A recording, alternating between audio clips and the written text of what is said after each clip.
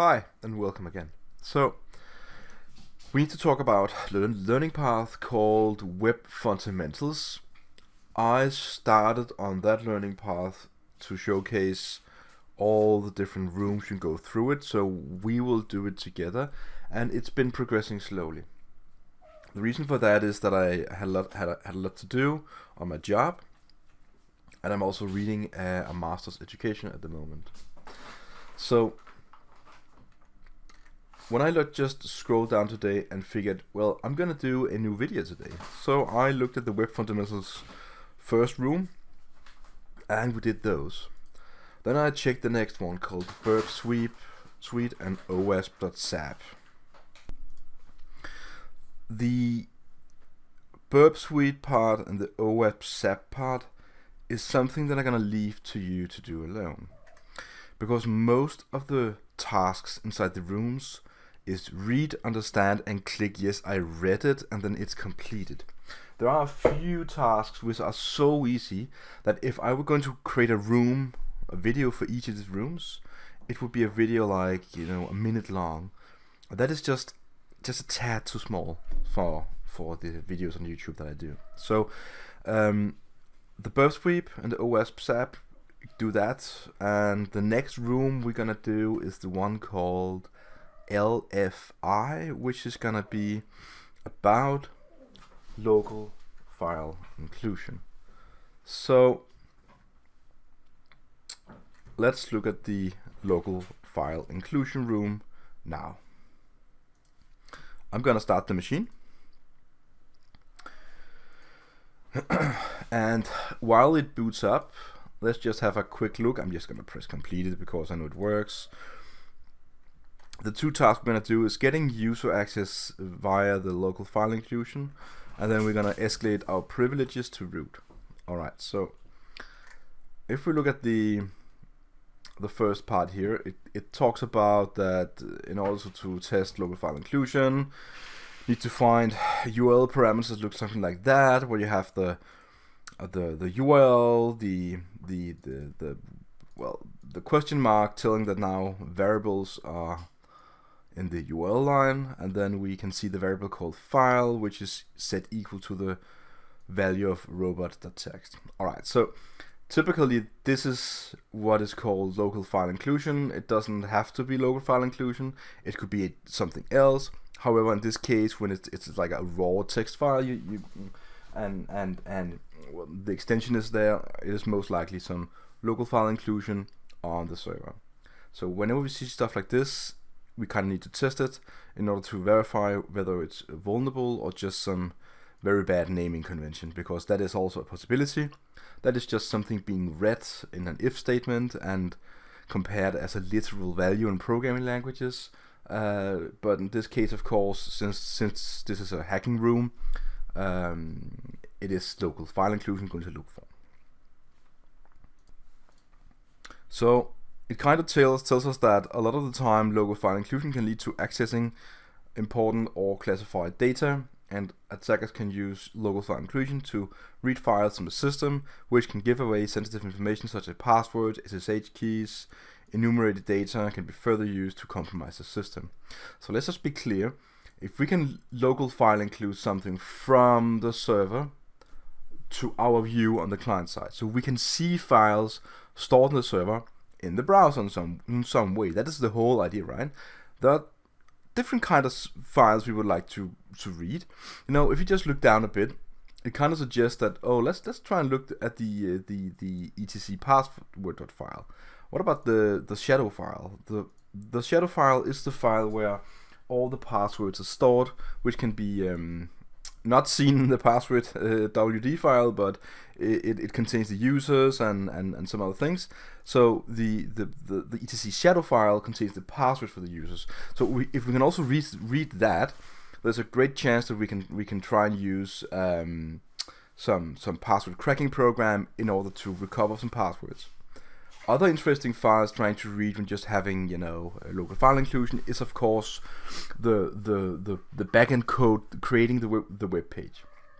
Now on TryHackMe, it's very normal that it's probably not that you're gonna do.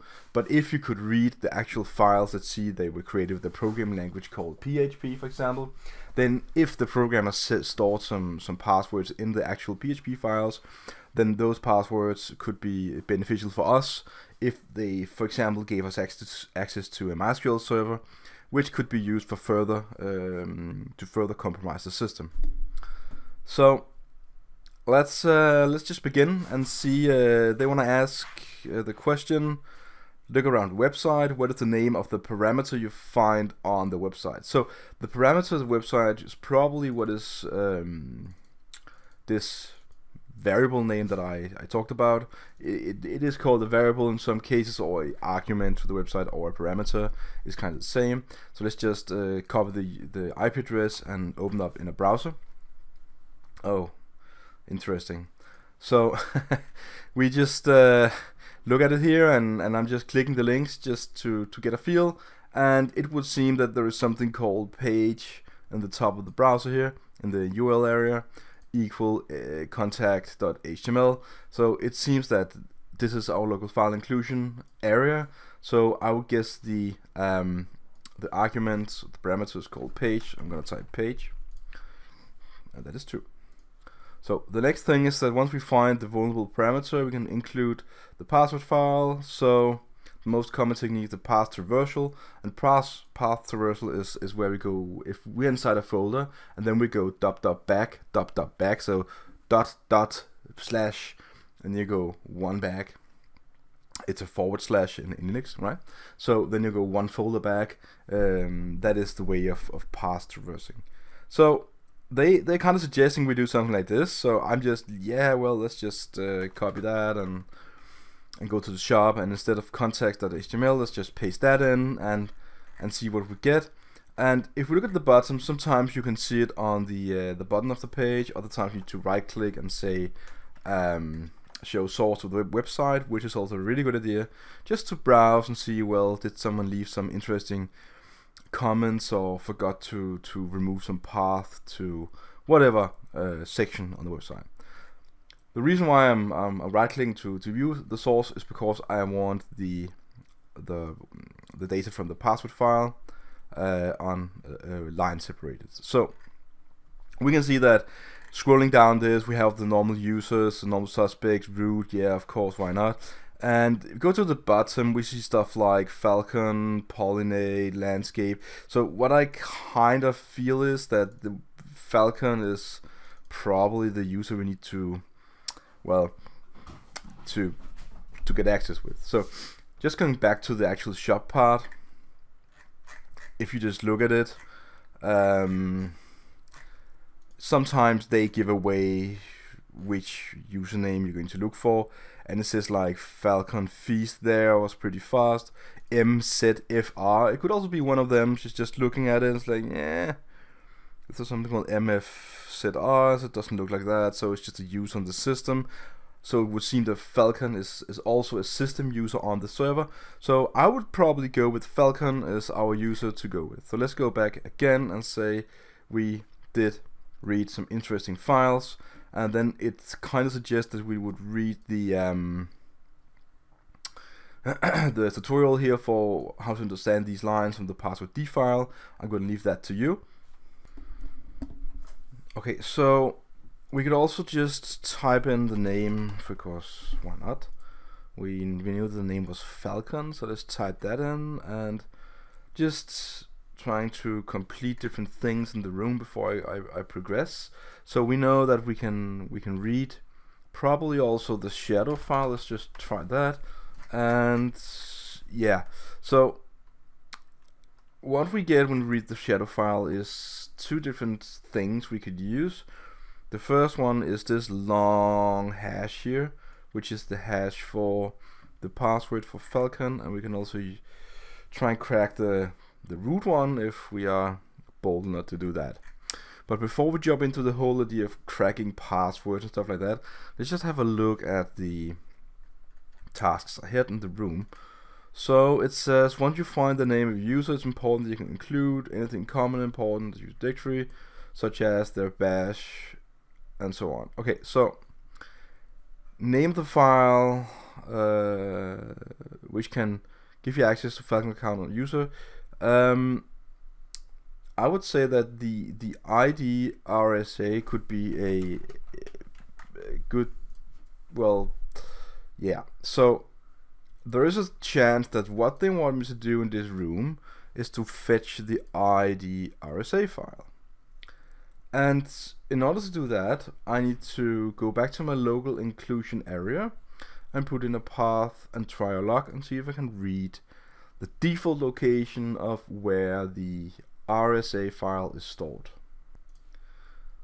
The default location would be something like home falcon dot ssg slash id rsa. Let's see what this will give me. So yeah, so what I got here is the private key of Falcon. So basically what I'm going to do is just copy this. I'm going to go to my, let's see, where am I? So let's go to desktop. Let's create a directory called LFI 2 because I think I have one already. And let's touch a file and call it Id Rsa. Let's nano inside of this. Paste the private key, save it, and change the mod to 600 on this. And verify if that is true, so we can execute it. Alrighty then. So the whole idea now is probably just do like SSH and do /I, id is I, and then do something like falcon at the IP address, which I kind of always forget, so that is nothing new. Let's see what happens, and yes, I want a fingerprint. So it kind of tells me that it's an invalid format, which I'm just gonna have a look at it. Maybe this is the problem. Let's just see. Sometimes they need it. Save. Let's try again. Let's see what happens this time. Okay, so yeah, I had some spaces in the front, so let's just see who am I. I'm of course Falcon ID. I'm still Falcon, of course. So this is another way of just getting access to the system. It was pretty easy this time. I could also have tried to crack the password that I got from the local file inclusion. If I just go back here, and if you were going to do that, you need to find out which kind of encryption method is used when you're going to use the cracking program in order to crack the password. So let's assume that we're going to crack the password. I would probably go to like hashcat. This is kind of zoomed in. I think it was called examples. And then go to that page. Yeah, it was. And from this page, you can kind of verify which hash mode you want to use whenever you're using hashcat to crack a password. So you kind of need to tell hashcat which hash it is. Now, from practice and knowledge, I know that the one we're going to use for this typically Unix server is 1800 version, the mode, sorry. So also look at the long string. It is something like, yeah, dollar something 6, yeah, dollar and slash, and go back to the page again. You can see something like that. It's not like that always, but it's should be very similar. The letters in between should be different, of course, but sometimes you can just guess. So if we were going to do this, we would have to run a command. Let's just go one back and see LFI 2. Let's just a file called pass. Let's nano into the file called pass. And let's just, yeah, I need the whole thing. Copy this and go back. And I think that's it. Sometimes, you know, ending leading characters can cause big problems. And in order to do this, you need to like run hashcat. Let's see if you have it. I have it. Hashcat, and you need to run the command, the 1800, and the actual pass file is this one, and we need to compare passwords up against our word list RockU, and yeah, force. So yeah, sometimes you need to append the dash force parameter because it's well, I'm not exactly sure, but it kind of tells me to do. But I guess you can read about it if you wish to. But it has something to do with the computer. So now it's just running basically, and at some point it might crack the password, and then you can log in with the SSH without the public key. Maybe you can do that without the public key, depending on how the system is set up. So instead of just wasting time, I'm gonna let this run, and we go back to the we do have access with a account. So let's just say we have access with the Falcon, and so okay, so the user flag is the next question, which is gonna be let's see, yeah, the cat.user. So this is our flag.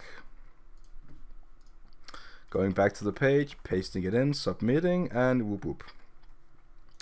So that's for that. We have access with local file inclusion. We kind of did what we needed to do.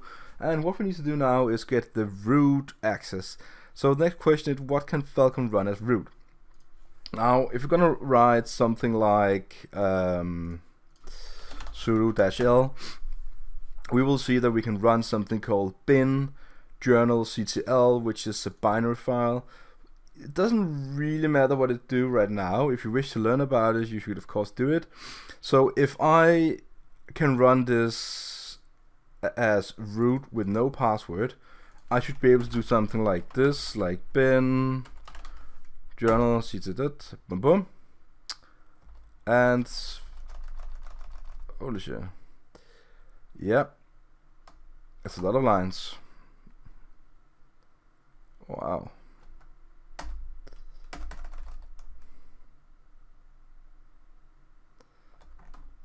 Let's see if we can skip it in some way. So I probably need to do something more than just running it, it would seem. So let's just clear the screen and do sudo.l again and just look at it for a moment. So what I'm thinking is that we need to go to the GTFO bins and look for the journal. Go back and say journal CTL, and we do have something called the shell and the sudo. So maybe we do something like, if the binary is allowed to run supervised by sudo, it does not drop the related privileges, maybe use access files from escape. Okay, so maybe we can do something like this. So I'm gonna copy this here and paste it in and press enter. Who am I? And now I'm root. And so if we go to /root and cat out the root.txt file, I get the root flag. It was pretty easy. Going back to TryHackMe, saying this is the root flag, and yeah, the location. It was this part that I could access. So let's go back and just put it in and submit that. It was the run file runs through, and I'm gonna complete this, and no answer is needed because I'm done. And now we're done with the room. So for this very simple local file inclusion, in this particular example, we gained access to a password and a shadow file on the Linux server, Unix server, Ubuntu I guess it is, and we could crack the password. And let's just see that. Okay, yeah, so it would seem that we cracked the password, and we can see that the actual password here is the hash is here, and we got a lot of different results to look at. And it kind of tells the candidates are these, you know, it's not the exactly screenshot that I wished for we got. So maybe let's just see. Alright, so what I'm thinking is that without paying too much into the hashcat output right now, because maybe that is the password, I'm not really sure, but I would have hoped for a different, well, end screen for the hashcat. So let's just leave it for now. So what we have here is a local file inclusion room, and we got root privileges by basically just running the sudo-l command to see which binary we could execute as root, and then we kind of misused it by looking up the command at dgofbins webpage. So for now, I hope you liked the video, and I hope you will subscribe and leave a comment below if you have any questions. I will reply back to you as fast as I can. And also next time, I'm gonna say bye bye.